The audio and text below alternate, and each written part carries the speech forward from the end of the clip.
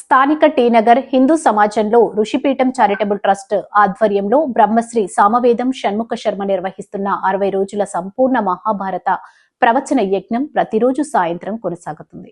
ఇందులో భాగంగా శ్రీ షణ్ముఖ శర్మ 23వ రోజు ప్రవచనం కొనసాగించారు.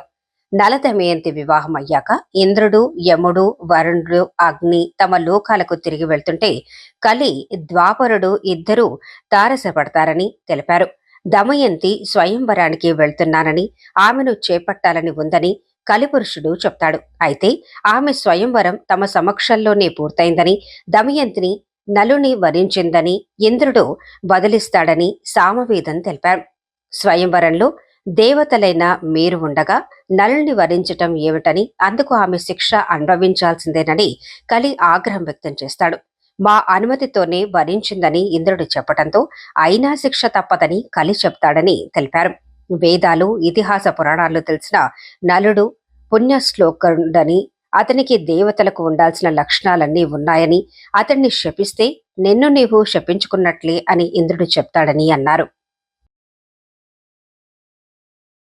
ఆయన దగ్గరున్నాయి ఇన్ని గుణములు. దీన్ని బట్టి నలచక్రవర్తి గుణములు, అతనికి పుణ్యశ్లోకుడని పేరు.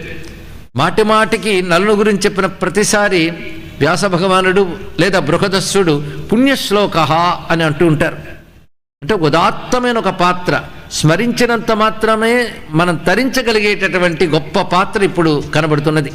అటువంటి నలచక్రవర్తి గురించి చెప్తూ ఇలాంటి గొప్ప లక్షణాలు ఉన్నాయి. ఆ మాటకొస్తే లోకపాలకులైన దేవతల యొక్క లక్షణాలన్నీ నలమహారాజులు ఉన్నాయి. అలాంటి మహారాజుని ఎవరు శపించాలనుకుంటారో వాడు తనను తాను శపించుకుని తనను తాను చంపుకున్నవాడే అవుతాడు. ఇది నల్లు యొక్క గొప్పతనం. అంటే నా కోపం ఆపుకోలేకపోతున్నాను, శపించడం కాకపోతే మరో విధంగానే దెబ్బతీస్తాను. నేను నలుల్లో ప్రవేశించేనా ఆవేశించేనా అతడు దమయంతితో సుఖపడకుండా ఉండేటట్టు నేను చూసుకుంటాను అని నిర్ణయించుకున్నాడు కలిపురుషుడు. ఎందుకంటే అలా నిర్ణయించుకున్నట్టే వాడు కలిపురుషుడు, అంతే. వాడి లక్షణమే అది. వాడికి దోషములు తెచ్చుకుంటా, ఇంకొకరిని శాంతిగా బ్రతకనివ్వకపోవుట, అది వాడి లక్షణములు. వాడికి మిత్రుడు ద్వాపరుడు, వాళ్ళిద్దరు దగ్గర ఉంటారు కదా. అందుకే ద్వాపరుడితో ఒక మాట చెప్తున్నాడు, నువ్వు కూడా నాకు సహాయపడాలి సుమా, నువ్వు పాచికల్ని ఆవహించి ఉండాలి, తద్వారా మనం ఒక మాయ చేద్దాం అని నిశ్చయించుకున్నారు. ఇలా ద్వాపరుడు కలి ఒక ఒప్పందం చేసుకున్నారు. కలి నిషధ నగరం చేరుకున్నాడు, ప్రవేశిద్దాం అనుకుంటున్నాడు, అవకాశం దొరకట్లేదు. ఆ రోజుల్లో పాపం కలికి అతన్ని ఏలుబడి లేదు. ఒకటి, మహాపురుషంలో ప్రవేశించడానికి అవకాశం దొరకట్లేదు.